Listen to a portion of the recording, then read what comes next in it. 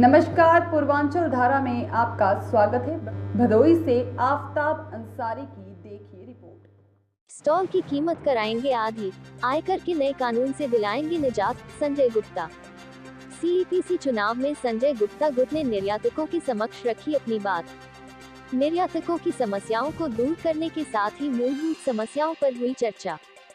कालीन निर्यात संवर्धन परिषद सीईपीसी प्रशासनिक समिति के सदस्यों का चुनाव अंतिम दौर में पहुंच गया है। कालीन उद्यमियों के साथ रविवार की शाम कंसरायपुर में बैठक हुई, जिसमें संजय गुप्ता गुट के प्रत्याशियों ने वादों की झड़ी लगा दी। कहा कि हम भदोही के एक्सपो मार्ट को सही उपयोग तो करेंगे ही, लोगों को आधी कीमत में स्टॉल उपलब्ध कराएंगे। उन्होंने आयकर के नए कानून में मिले 45 दिन को बदलवाकर 150 दिन कराने का वादा किया।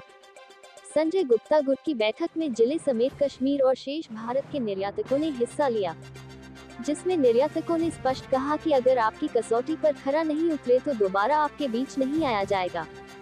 संजय गुप्ता ने कहा कि बीते 3 साल में कालीन उद्योग की समस्याएं घटने के बजाय बढ़ी हैं। रवि पाटोदिया ने कहा कि इंडस्ट्री बुरे वक्त से गुजर रहा है। हमें पूरा विश्वास है कि अपनी अनुभवी और युवा टीम की मदद से समस्याओं को दूर कर पाएंगे। विनय कपूर ने कहा कि अब तक सरकार की मंशानुरूप एक्सपो मार्ट का उपयोग नहीं हो सका है। कालीन उद्योग के लोगों को आधी कीमत में स्टॉल उपलब्ध कराया जाएगा। वहीं 1 साल में कम से कम 4 एक्सपो के आयोजन कराए जाएंगे। बैठक में शेष भारत और कश्मीर के 8 प्रत्याशियों के अलावा प्रदेश के सभी 10 प्रत्याशी मौजूद रहे।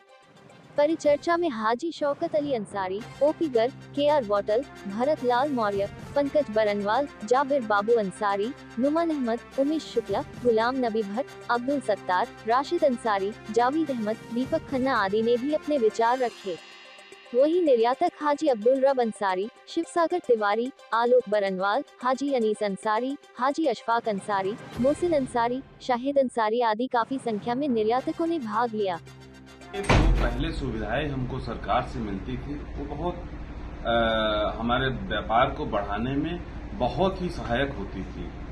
और जो पहले काम करते थे एक्सपोर्टर्स लोग, हमारे पिताजी जैसे बताते हैं कि उनका 2 अकाउंट होता था। एक अकाउंट में वो पेमेंट मंगाते थे जिससे उनका काम चलता था, जिससे वो पेमेंट वगैरह करते थे, और एक अकाउंट जो ड्रॉबैक लाइसेंस के लिए होता था वो पड़ा रहता था, उसको कोई नहीं छूता था। और वो साल के अंत में 20 लाख, 50 लाख, 1 करोड़ वो ऐसा हो जाता था अमाउंट, जिससे वो एक प्रॉपर्टी या कहीं पे कुछ इन्वेस्टमेंट कर देते थे, या तो मार्केटिंग के लिए कोई फॉरेन में ऑफिस खोलना है या दिल्ली बॉम्बे में कहीं ऑफिस खोलना है, तो वो उस लिए यूज होता था। आज की डेट में वो लगभग खत्म हो गया है।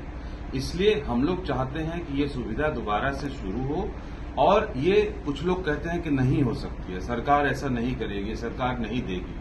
तो हम ये कहना चाहते हैं कि हमारे बगल में हमारे समकक्ष ईपीसीएच है, वो अपने एक्सपोर्टर्स को मेडअप्स पे 8% का इंसेंटिव ड्रॉबैक आज भी दिलवाती है।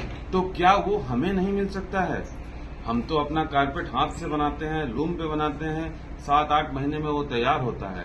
मेडअप्स का तो बहुत ही आसानी से 100 मीटर 500 मीटर डेली का प्रोडक्शन होता है। तो अगर उनको मिल सकता है तो हमें आज के डेट में क्यों गुमराह किया जा सकता है कि हमें नहीं मिल रहा है? हमें भी मिल सकता है। केवल अपनी बात को सरकार के सामने रखने की जरूरत है, अपनी बात को सरकार से मनवाने की जरूरत है। अपनी बात को सरकार के सामने इस प्रकार रखे कि जैसे सरकार समझे कि हाँ ये आवश्यक है, ये देना है, ये इनका हक है। तो हमें इस बार अपने हक की लड़ाई लड़ना है, अपने बच्चों के लिए लड़ना है, अपने आगे वाले जनरेशन के लिए लड़ना है, अपने इंडस्ट्री के लिए लड़ना है। इस बार न तो हम जात देखेंगे न तो पात देखेंगे, ये हमारी इंडस्ट्री का मसला है। हम अपनी मसला स्वयं सुलझाएंगे और ऐसा डिसीजन लेंगे जो हमारे इंडस्ट्री के हित में होगा। धन्यवाद। सब्सक्राइब कीजिए हमारे चैनल को और बेल आइकॉन को दबाइए हमारी लेटेस्ट वीडियो सबसे पहले देखने के लिए।